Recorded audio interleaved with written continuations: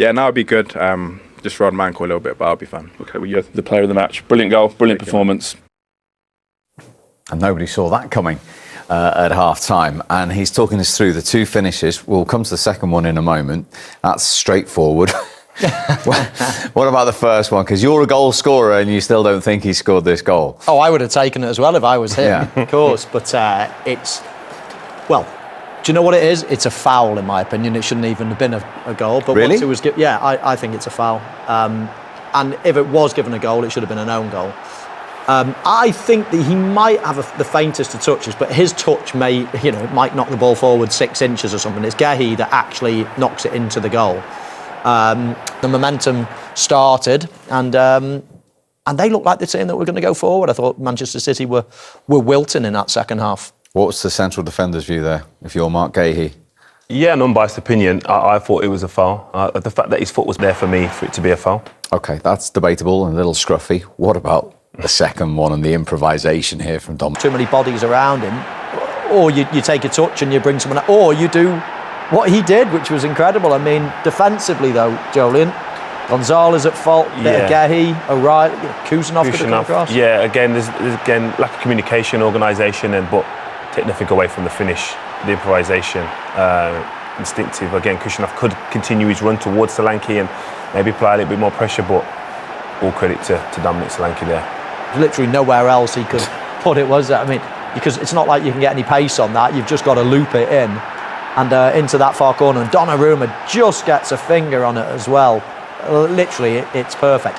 I'm not sure how much you know when you're improvising like that. I'm not sure how much you can control the trajectory and the direction and things. I think he just sort of got a leg on it and tried to help it towards the goal, but that's taken nothing away from it because, he made the right call in going for it, and if you don't go for it, you don't score. Absolutely. So much positivity at the end for Spurs. Not so for Manchester City. Here is their manager, Pep Guardiola. Well, Pep, a result that was just impossible to see at half-time. Across the 90 minutes, what did you make of it? Yeah, it was a good game. After the goal, they concede. We have struggled 10, 15, 20 minutes after we come back again. So, yeah, in general, it was a really good performance. Unfortunately, we couldn't win. You've obviously, or I guess you'd be particularly satisfied first off. Can you just talk about the game plan maybe that gave you control? Looked like a big part of it was to get Semenyo and Cherki isolating their wide centre-backs and cause them problems? No, the game plan is try to play with the ball and try to score goals and not concede. That is the game plan, and after the players make the difference. Okay, what changed second half? But before in the back, they put more direct balls. We won. They found the goal, and after that, the momentum that always happen in the Premier League happened. But yeah, some transitions. The control we didn't have it. But it was not a big issue. Just the momentum to score goals. There was a sense a couple of weeks ago with the Manchester United game. I think you said afterwards. I remember Bernardo saying afterwards that it became their type of game, a transition game. Was that the case against second half today? It became their type of game, and you weren't able to switch the momentum back? A little bit. Yeah, more actions than the first half. You're right. They push more, but they push as always. But Bernardo and Rodri and the other ones, Nico and everyone in behind was really good. And the second half was a little bit more, but especially after the first goal. Is that why you made some of the changes you did? Reinders, one of those that came on, Nico Gonzalez. Is that about trying to kind of stabilise the team? No, to try to get energy, to try to score a goal. That's why we make the substitutions. Yeah, and Rodri, I'm guessing you were worried that he was pretty close to a red card? Oh, yeah? Good. No, that was not the reason. Okay, what was the reason? The decision to put another player with another energy to fill Foden in the final third to try to his style and score goals. Okay. What did you make of their first goal? VAR had a look, obviously. Once again. Once again, what? Have you seen it? I've seen it. And? I mean, it doesn't matter what I think, does it? Okay, understand. No, but okay. What do you think? You tell us. No, nothing. Nothing, that's all. You don't want to get drawn into it? Of course not. Come on. It's happened once again. What can I say? Mark has the ball, he's been kicking from behind, and it's goal. So what can I say? Nothing, one more. Okay. Just tell us how big a blow you think this is. It's one win in 5 now. Blow is the performance of United, for example. The rest has been good. We are playing in a high level. Of course, we didn't have the consistency, to win the games when always we were able to do it. But 14 games, a lot of points, 6 points. Next one. Thank you. And off he goes. I didn't want to be drawn into the first goal, but if you were a guessing man, you'd probably say he agrees with Jolien and with Michael. But let me tell you this, they've let a 2-goal lead slip at half-time in the Premier League for the first time in almost 8 years. Last time that happened was the Manchester derby at home to United when Chris Smalling, of all people, got the winner. That's how unusual territory we are in here, seeing City 2 up at half-time and not win the game. Yeah, that is actually surprising to me that it's taken that long, because I still feel they're frail and fragile with a 2-goal lead. I don't think that's as comfortable as it has been in the past. Like I say, the way they defend is it allows teams to get at them, whether it's transition or direct play, like Dominic Solanke spoke about in his interview. So I still think there's elements of their defensive side of their game they definitely aren't able to rely on. I think in previous seasons, if they got 1 goal up, it was like, defensively they're strong enough to see this game out, and they're just not there at the moment. No. And in terms of a title challenge, that's absolutely critical, isn't it, at this stage, if you're saying they haven't got a foundation to go and see a game out? It is. 1 win in 6. I've said to you for all season, listen, they're the nearest challengers to Arsenal. I can't see Manchester City winning the league this year. I've never been able to see it right from the start of the season. And even though they're second now, I still can't see it. I don't think they're good enough. I think they're in a transitional period, lots of new players.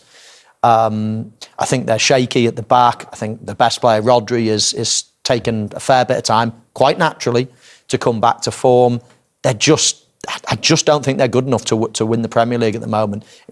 In fact, Arsenal are probably going to win the league with a real low points tally, or they could do. I mean, they're heading for low 80s, which is a low number considering the bar that Liverpool have set, Manchester City have set over the last decade or so.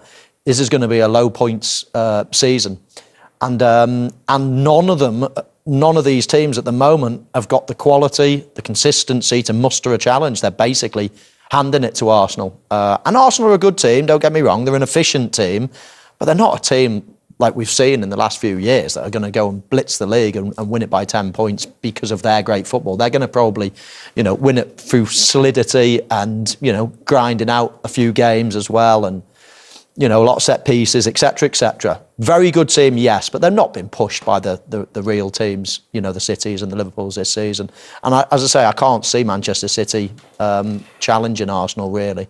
They're just not good enough. And, for them to do it, they're going to have to go on a real good run. And I just can't see, I asked Jolien, and Jolien said right at the start of the show, I can't really see City going on a 10-game winning spree. They've always been able to do that. But this team, I just don't think are good enough at the moment. It might develop to be that in the next year or two, but not at the moment.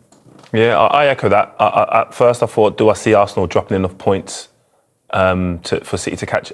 Not necessarily, but I don't see them winning enough games in a row to challenge. Like Michael said then, I don't see them keeping 6 clean sheets out of 10 games and score. They will score goals. 100% they will score goals, with Semenyo now adding goals and supporting Haaland. But in terms of clean sheets, you can't be up 2-0, and we're talking about City dropping points when they're up 2-0. That would never be the case, regardless of what transitional period they're in. So, yeah, for them to go on now and have to probably win 10 in a row to really apply a pressure on Arsenal, it's a tough ask.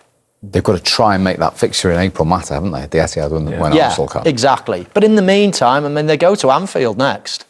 In the league, it's I can probably see them going further away than actually narrowing the gap at them as things stand.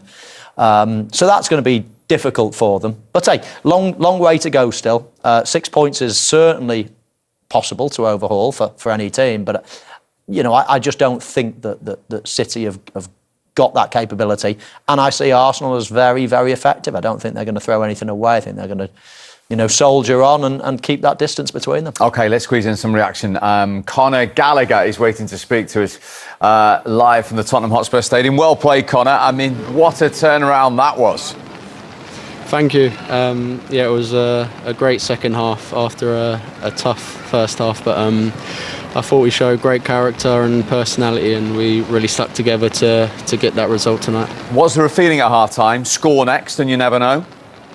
Yeah, that was the main thing. Obviously, there was a full 45 minutes left, and if we get an early goal, then anything could happen. And yeah, I thought it was a great performance in the second half. And of course, you did get that early goal, and then you had a huge part to play in Dominic Solanke's scorpion equaliser. Incredible, yeah. I really hope so. It's definitely my best performance with Tottenham as a team since I've been here, and I really hope we can get confidence from this and build on from it. Well done again. Thanks very much indeed for speaking to us. Cheers, guys. No worries. Conor Gallagher back in the Premier League and back in that second half performance. And Manchester United next, of course, for Tottenham at Old Trafford. Yeah, it doesn't get any easier. Tottenham in a real time of tough games, let's say, as you say, Manchester United next, and it gets tougher and tougher and tougher in the next 3 or 4 games. So they will be aware of that. But that's a good start. 2 wins in the Champions League in the last week or 2 and 2 draws in the Premier League. 4 games unbeaten. They're back. Michael, Julian, thank you very much indeed. A big second half for Spurs, bitterly disappointing for City on the day they draw, Villa lose, and the weekend where you just feel Arsenal win big time. They're 6 clear.